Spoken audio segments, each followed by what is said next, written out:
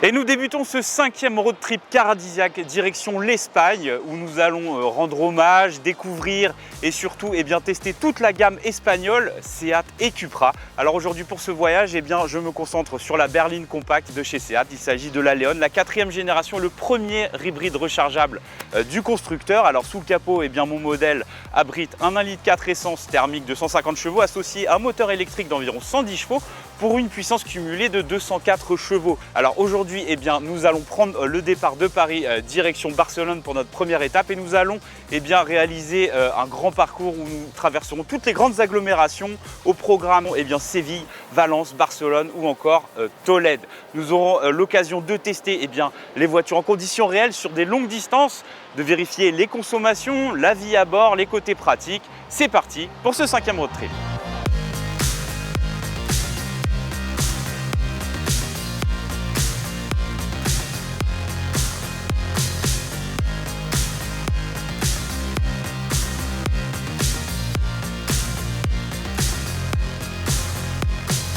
Alors on vient de réaliser le premier tiers de notre premier jour de trajet, 300 km, principalement de l'autoroute. Donc j'avais chargé la batterie et sans surprise, au bout de 30 km d'autoroute, la batterie s'est vidée. Du coup, ce qui fait logiquement augmenter les consommations. On flirte avec les 7 litres au 100, ce qui reste relativement correct pour un véhicule de cette puissance. Sauf que le problème, c'est que la puissance, les 200 chevaux, on n'a pas du tout l'impression de les avoir. C'est pénible dans les relances, les reprises. Alors, je pense que c'est dû aussi au calibrage de la boîte qui est un peu lente. Mais sincèrement, on n'a pas l'impression d'avoir ce niveau de puissance ressenti au volant de cette voiture.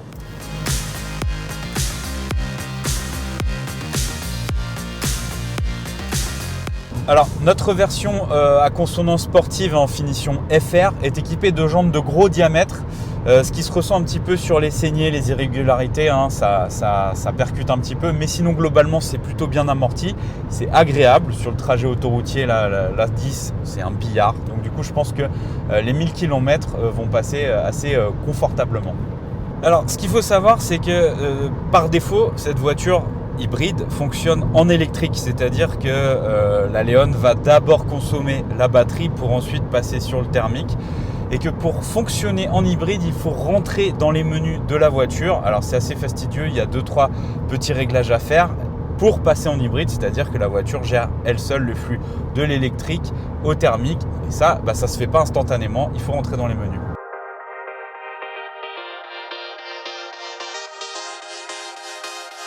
Alors on vient juste de passer le viaduc de Millau, on arrive sur le plateau du Larzac et là, boum, ça se déchaîne, il pleut beaucoup. Et bonne nouvelle, cette voiture est étanche, c'est déjà un bon point. Non, rien à signaler, la voiture se comporte très bien avec des pneumatiques été, mais voilà, le revêtement est bon. Je me sens pas du tout en insécurité, rien à signaler, à part qu'il fait un temps de cochon et j'espère que ce ne sera pas la même chose une fois passé les Pyrénées.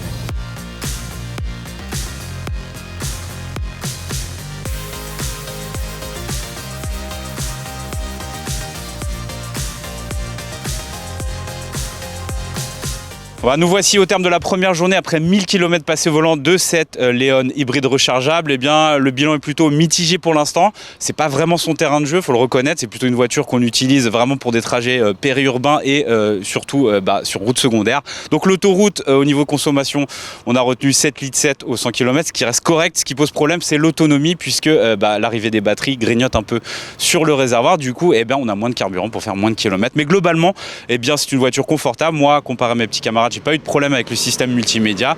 J'attends d'en voir plus sur les petites routes secondaires de l'Espagne.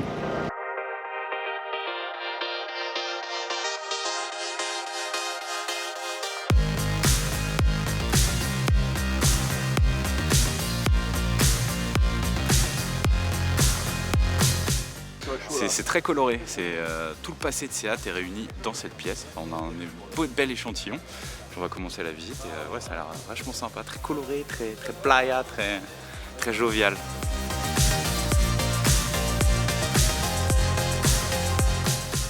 Dans toute cette magnifique collection, il y a une voiture qui m'a interpellé. Alors elle n'est pas extraordinaire, il s'agit de la Seat Ibiza 2e génération. Et ça me rappelle tout simplement une des premières voitures que j'ai conduites.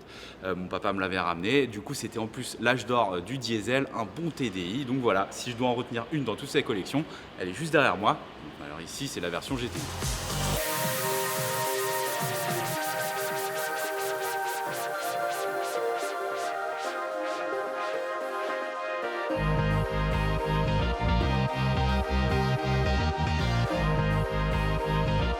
Deuxième journée de ce road trip. On part de Barcelone direction Valence. Alors, je viens de perdre mes petits camarades, mais du coup, ça me permet de prendre une autre route qu'eux. Donc, eux ont pris l'autoroute qui longe la mer. Moi, je prends l'arrière-pays. Donc, ça sillonne pas mal. C'est plutôt agréable. C'est un peu moins fréquenté.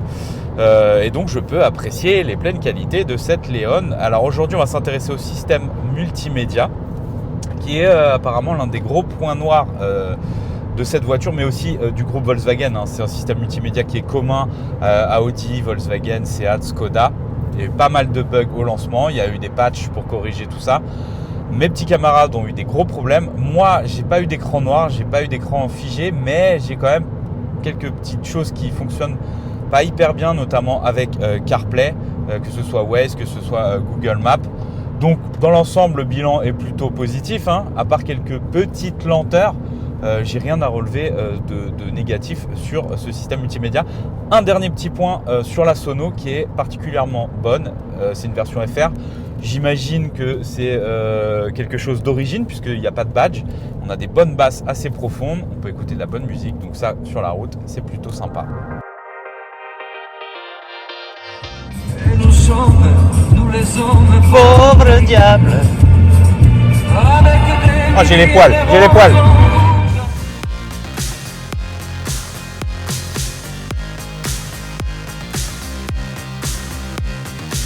Alors, si j'ai une critique à émettre pour la vie au quotidien avec cette Leon, eh bien, cela concerne le système de commande de climatisation et de chauffage. On a un raccourci qui est situé sous l'écran multimédia, mais ça fonctionne vraiment pas très bien. Ça commande également le volume de la sono. Si on veut être plus rapide et plus précis, il faut rentrer dans le système multimédia, faire deux manipulations. Donc, en matière d'ergonomie, sincèrement au quotidien, c'est pas super chouette. Moi, je préfère personnellement encore les bonnes vieilles touches.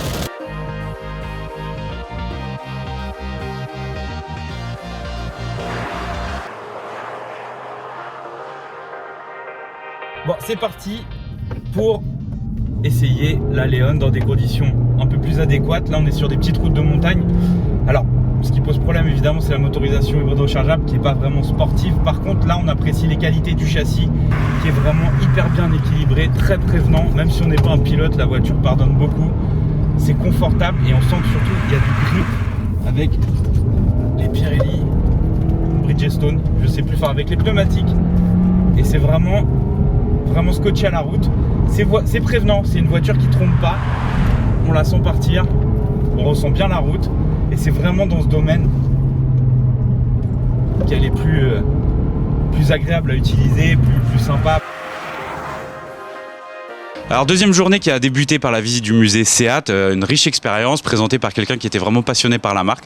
On a appris plein de choses sur le passé et le passé récent et le passé ancien de la marque. Et puis après, on a quitté Barcelone direction Valence où on a pu découvrir des belles routes que je connaissais pas personnellement, des belles rizières. On a longé à la Méditerranée, c'était vraiment très agréable à voir. Ça s'est terminé par la montagne. On a pu apprécier les qualités routières de chaque modèle. Moi, ce qui me concerne, celle de la Leon qui est plutôt bien équilibrée au niveau du châssis. Malheureusement, j'avais pas une motorisation qui était forcément adéquate à cet usage, mais elle a plein d'autres qualités.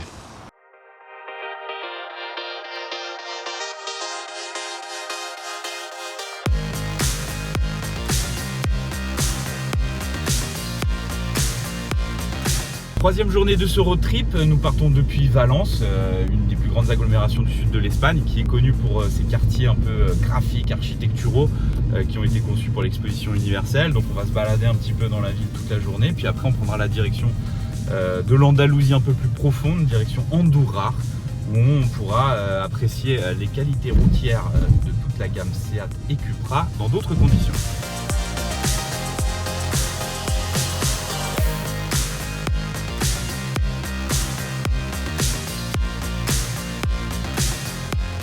S'il y a bien un domaine dans lequel l'hybride rechargeable prend tout son sens, c'est l'utilisation urbaine et répétée, comme par exemple un trajet travail-maison à faible allure. Aujourd'hui, on est dans les rues de Valence, on roule majoritairement en électrique avec quelques transitions en thermique et on a une consommation moyenne d'environ 3 litres au 100. Par contre, il faut recharger quotidiennement, sinon vous allez brûler votre budget carburant, car une fois les batteries vides, la consommation grimpe en flèche et notamment sur les routes secondaires et sur les grands axes, on monte facilement à 6,7 litres, 6,8 litres. Mais ce n'est pas tout. car si vous empruntez régulièrement l'autoroute, ou alors pour les trajets en vacances, il faudra s'attendre à une autonomie en retrait par rapport aux versions thermiques classiques, car la contenance du réservoir est plus petite due à l'arrivée des batteries. Comme par exemple nous, on a pu le constater sur notre road trip, eh bien on peut difficilement dépasser les 500 km à une allure de 130 km/h.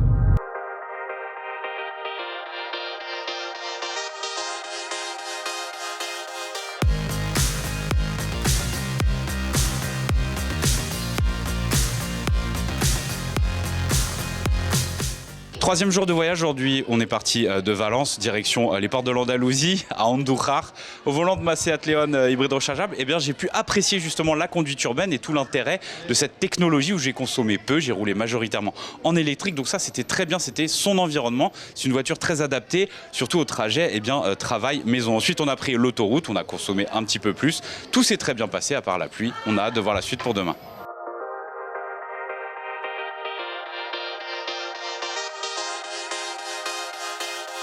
Quatrième journée de ce road trip et nous sommes à Cordoue. On est parti ce matin d'Andújar. On a fait une petite pause touristique. On va découvrir toutes les curiosités de cette ville qui a été occupée par les Arabes et qui est riche de culture. Et ensuite, on va prendre la direction de Séville, toujours au volant de ma León Cupra hybride.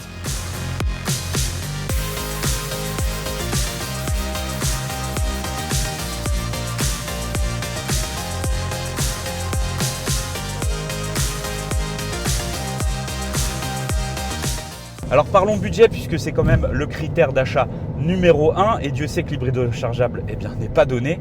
Pour cette León en version 204 chevaux, il faudra débourser 42 650 €. Alors oui c'est cher mais c'est dans la moyenne du marché des hybrides rechargeables. On est entre une 308 hybride 225 et une très chère Volkswagen Golf GTE qui est vendue plus de 50 000 €. Mais si vous voulez faire son achat, il faudra se montrer patient car à l'heure actuelle, l'hybride 204 chevaux a été retiré du catalogue de Seat puisque le constructeur subit des difficultés d'approvisionnement et lorsqu'il reçoit un moteur hybride, il préfère naturellement le donner à Cupra qui propose aussi une version León hybride rechargeable qui est vendue un peu plus cher. Au final, pour nous, la principale concurrente de cette León, elle est japonaise, elle est hybride mais non rechargeable. Il s'agit de la Toyota Corolla en version GR Sport, avec un 2 litres de 184 chevaux qui est vendu 36 000 €. Au total, 6 000 € de moins. Alors, j'émets rarement un avis personnel en matière de design, mais là, je dois reconnaître que j'ai un petit coup de cœur pour les lignes de cette León, assez latine, bien dessinée. Pour moi, ça me rappelle un petit peu Alfa Romeo et surtout bien mise en valeur par ce coloris rouge et ses jantes de grand diamètre. En toute modestie, sur tout le plateau de ce road trip, la mienne est la plus jolie.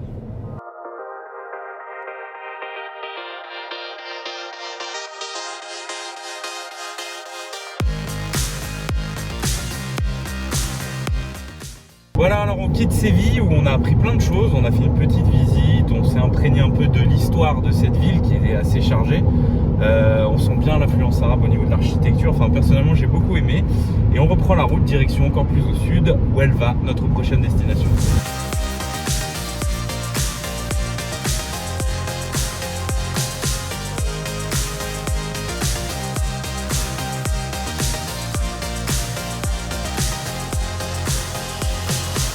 Alors là, on vient d'arriver à une étape intermédiaire et on a l'impression d'être dans un autre pays. Il n'y a pas de bitume, c'est du sable. Il n'y a pas de signalisation. Il y a des ânes qui traversent. Il n'y a pas l'air d'avoir des éboueurs qui passent. C'est rigolo, c'est assez dépaysant. Quatrième jour de ce road trip et peut-être pour moi la plus belle portion de ce voyage puisqu'on a visité 3 villes très intéressantes. On a débuté par Cordoue et avec ensuite Séville en plat de résistance. C'était vraiment très impressionnant au niveau architectural. Et puis ensuite on se dirigeait encore un peu plus au sud où on atterrit ici à El Rocío. Pour moi ça me fait penser un petit peu à un village mexicain. Il y a la chaleur, il y a du sable, il y a des chevaux. Il n'y a pas de loi, c'est-à-dire il n'y a pas de bitume, pas de signalisation. Et c'est quelque chose que j'aime beaucoup, surtout au volant d'une voiture.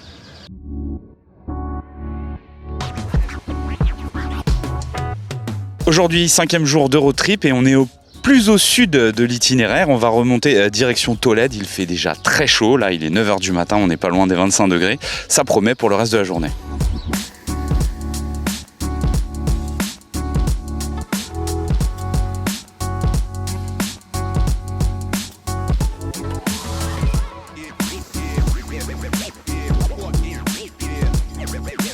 Une berline compacte se doit de jouer plusieurs rôles, c'est-à-dire d'offrir une compacité pour la ville, mais aussi répondre à des exigences familiales. Et dans ce domaine, la Leon s'en tire plutôt bien, en tout cas pour les versions thermiques, car cette version hybride rechargeable est pénalisée surtout au niveau du coffre. Le volume perd pratiquement 100 litres, on passe de 380 à 270 litres avec l'arrivée des batteries.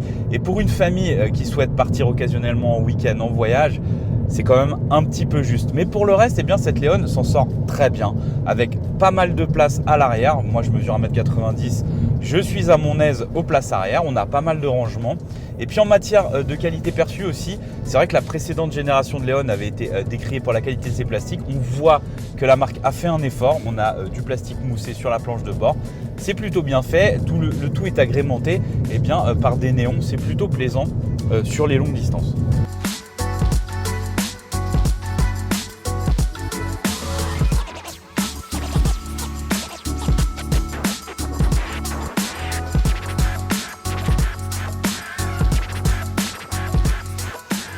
Alors on approche bientôt les 3000 km au volant de la Leon hybride rechargeable avec une grosse majorité d'autoroutes et je vois que justement cette motorisation n'est absolument pas adaptée à cet exercice, je le répète. Elle consomme peu, ça c'est un fait, on a relevé 6 litres 6, 6 litres 7 sur le trajet, mais il y a un tout petit réservoir, donc du coup je suis limite obligé de m'arrêter comme mon petit confrère qui roule en électrique et ça au quotidien c'est franchement pénalisant.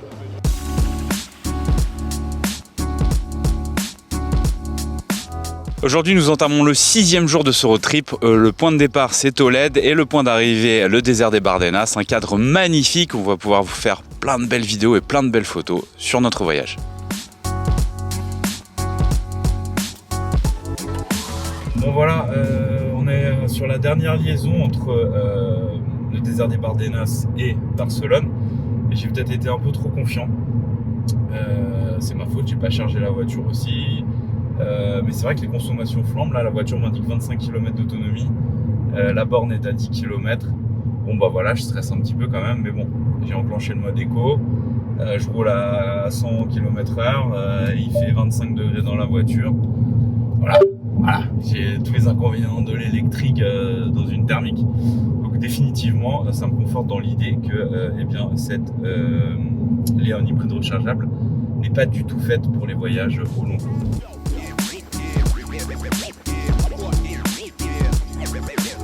La capacité de la batterie est de 13 kWh, c'est dans la moyenne du marché. En revanche, la puissance de recharge est assez décevante. On a maximum 3,7 kW, du coup essentiellement en courant alternatif.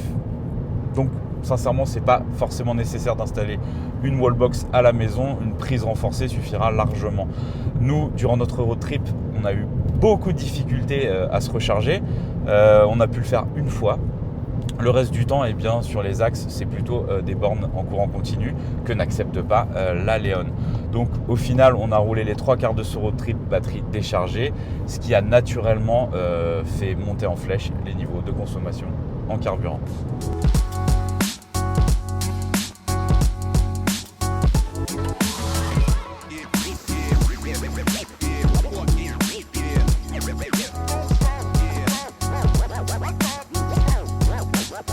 Tiens, un petit détail qui moi m'a interpellé sur cette Seat Leon, c'est son coloris rouge qui est optionnel. Il est facturé 900 €, il s'appelle Rouge Désir et je trouve qu'il fait bien ressortir les lignes de cette voiture que je trouve joliment dessinées.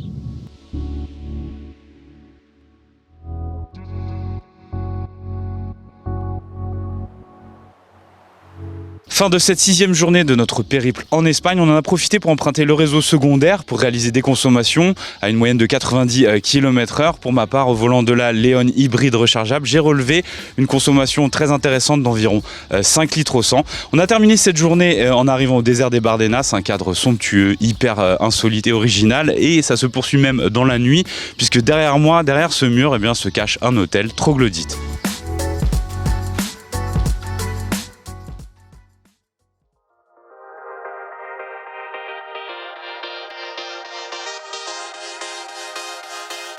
Dernier jour, dernière partie roulante de notre road trip. On part ce matin des Bardenas, direction Barcelone, 400 km qui nous séparent du siège social. On va rencontrer des designers, les patrons de la marque, pour en apprendre plus et se plonger encore davantage dans l'histoire de SEAT.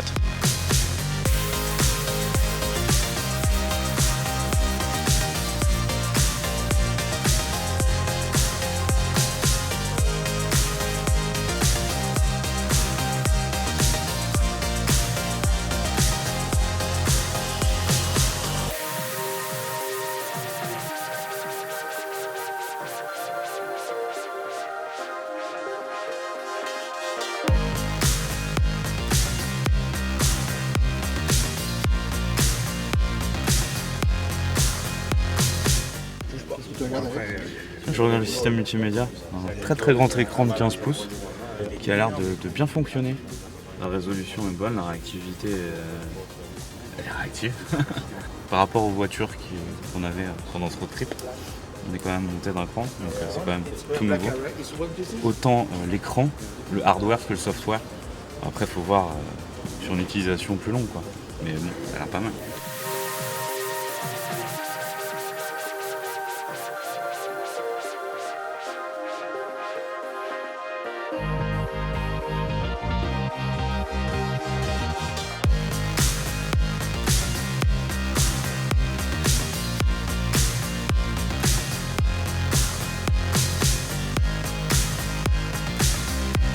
On arrive enfin au terme de ce long voyage avec une dernière journée passée à Barcelone en immersion au siège de SEAT et de Cupra. On a pu découvrir le centre de design, la Racing Factory et moi je suis actuellement sur la Plaza del Mar, à côté de la mer, pour tirer le bilan de ce long voyage de 8 jours au volant de ma Leon hybride rechargeable. Et bien ce que j'en retire, c'est bien qu'une motorisation est adaptée à un usage particulier. C'est le cas de l'hybride rechargeable qui conviendra parfaitement au trajet répété travail-maison, mais pas du tout pour les voyages au long cours. Enfin, la Leon est une voiture que j'apprécie particulièrement pour son design, son châssis qui est vraiment très bien équilibré et sympa à conduire, son intérieur qui est bien fini, son multimédia qui moi ne m'a posé aucun problème et enfin ses tarifs qui sont dans la moyenne du marché.